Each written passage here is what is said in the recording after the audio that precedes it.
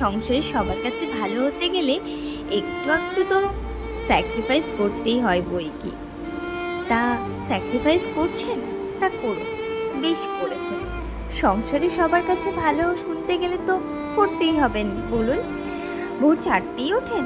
বাহ, খুব ভালো। রাত 12টায় ঘুমোতে যান? বেশ ভালো। আপনারই তো সংসার। ডাক্তারের কথা মতো 6 ঘন্টা ঘুমোতে হবে এমন তো নয়। বলুন, ব্রেকফাস্ট খেতে খেতে বেলা গড়িয়ে দুপুর হয়ে যায়, তা জাগবে। আপনার তো দীর্ঘদিনের অভ্যেস, খিদে মরে গেছে, তাই না? সে ঠিক আছে, আপনারই তো সংসার। সবাই কত আপন আপনার, তাদের জন্যই তো করছেন।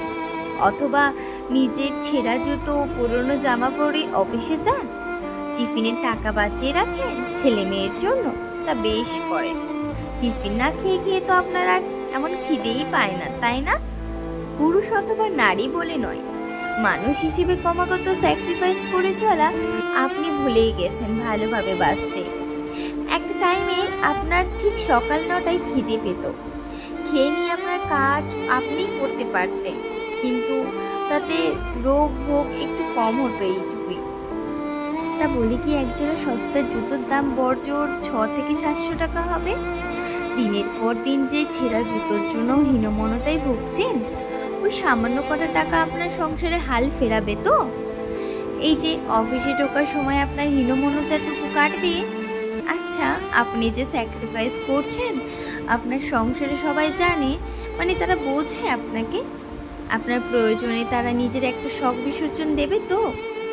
নাকি ভেবেই নিয়েছেন এইরকমই?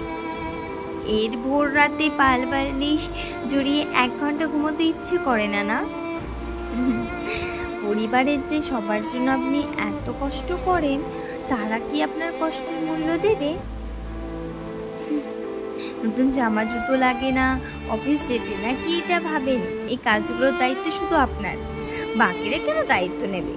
জানেন তো দস্যু রত্নাকরের পাপের ভাগ নাকি তার পরিবারের কেউ নিতে চায়নি, অথচ সে চুরি করত তার পরিবারের সকলের অন্যের জোগানোর জন্য। অবশ্য সকলের দায়িত্ব আপনার, তাদের ভালো রাখার দায়িত্বও আপনার। সংসারে কে একটু বেশি করবে, কে কম, তাই বলে নিজের সবটুকু অবহেলায় বিলিয়ে দেবেন না। অথচ তাদের বিলিয়ে দিচ্ছেন, তারা এটাতে আপনাকে প্রাপ্য সম্মানটুকু দিচ্ছে কিনা এটার হিসেব নিতে শিখুন। আর যদি আপনি সেই হিসেবগুলো না রাখেন, তারা ভেবেই নেবে আপনি শুধু দিতেই এসেছেন, প্রাপ্তির ঘর শূন্য। তাই আগে নিজেকে ভালোবাসুন, টাইমলি খাবার খান, নিয়মিত ঘুমন। আপনার তো সংসার, জেলখানা তো নয়। ধীরে সুস্থে সারবেন হাতের কাজ। গান শোনার শখ থাকতে সামান্য অবসরে গান শুনুন না, সময় বের করে বই পড়ুন। আয়নার সামনে দাঁড়িয়ে মনের মতো করে সেজে নিন একটু। নিজের হাজার অভাবের মধ্যে 5 জনের যেমন সব কিছু কেনার ইচ্ছে থাকে বা কিনতে চেষ্টা করে, আপনিও কিনুন না। সবার সঙ্গে সঙ্গে আপনারও বয়স বাড়ছে, কমছে জীবনের রং দিনের সংখ্যাগুলো। তাই একতরফা স্যাক্রিফাইস করবেন না, টেকেন ফর গ্রান্টেড হবেন না।